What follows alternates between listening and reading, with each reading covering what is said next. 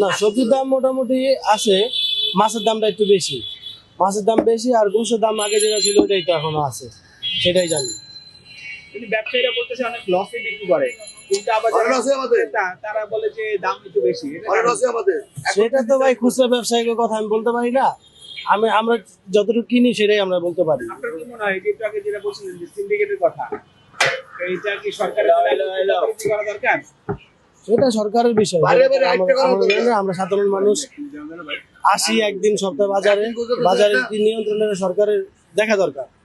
দ্রব্যমূল্যের দাম এমনি বেশি বাইরে যেতেছে।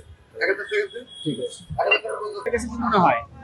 আমার কাছে তাই মনে হচ্ছে, মোটামুটি সব জিনিসপত্রের দাম এখন নাগালের মধ্যে, তবে মাছের দামটা একটু বেশি।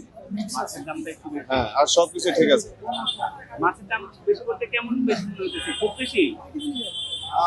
একটু বেশি, খুব বেশি না, একটু বেশি। এমনি আগের তুলনায় বাজার করে এখন একটা স্বস্তিতে আছে। হ্যাঁ, স্বস্তিতে আছে, আগের তুলনায় অনেক ভালো এখন। এটা কত করে বেচতেছেন? লাউ 40 টাকা বেচতে আছি, পটল 40 টাকা, ভেন্ডি 40 টাকা, শসা 50 টাকা, কাঁচা মরিচ 120 টাকা কেজি, ধন্যবাদ 300 টাকা কেজি, 129 টাকা। এই যে যেই দামে বেচতেছেন, এটা কি গত সপ্তাহের চেয়ে এই সপ্তাহে কম দাম না বেশি? গত সপ্তাহে কম দাম, কম। 40 টাকা কেজি। বাজারে পাইকারি কি মাল পাইতেছেন ঠিকঠাক? পাইতেছে পাইতেছেন 40 টাকা কম।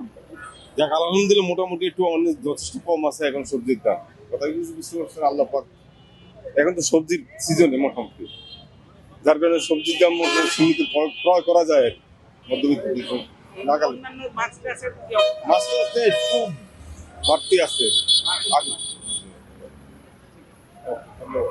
দাম কি এই সপ্তাহে কম না, একই ভাব 19-20। কিছু সবজির দাম বেশি, কিছু সবজির দাম একটু কম। কোনটা কত করে বেচতেছেন আজকে?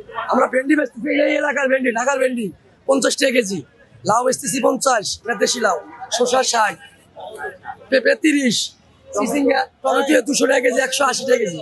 ঠিক আছে। এমনি কাস্টমাররা তো বলে সবকিছুর দাম বেশি। চিনা 50-60 টাকা সবজি বাংলাদেশের স্বাভাবিক দাম।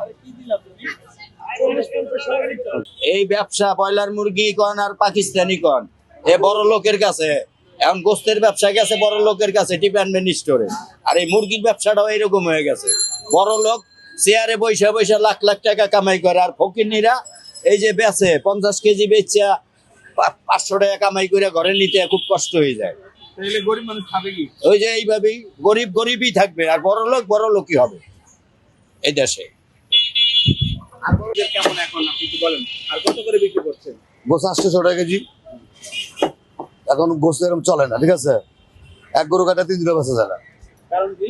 ওই যে কুরবানি গোছ ওনা ফ্রিজে আছে, নামদারির কুরবানি দিছে।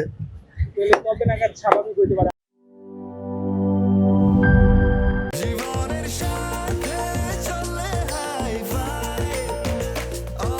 স্বাস্থ্যকর অল টাইম, সব সময় অল টাইম হেলদি লাইফ।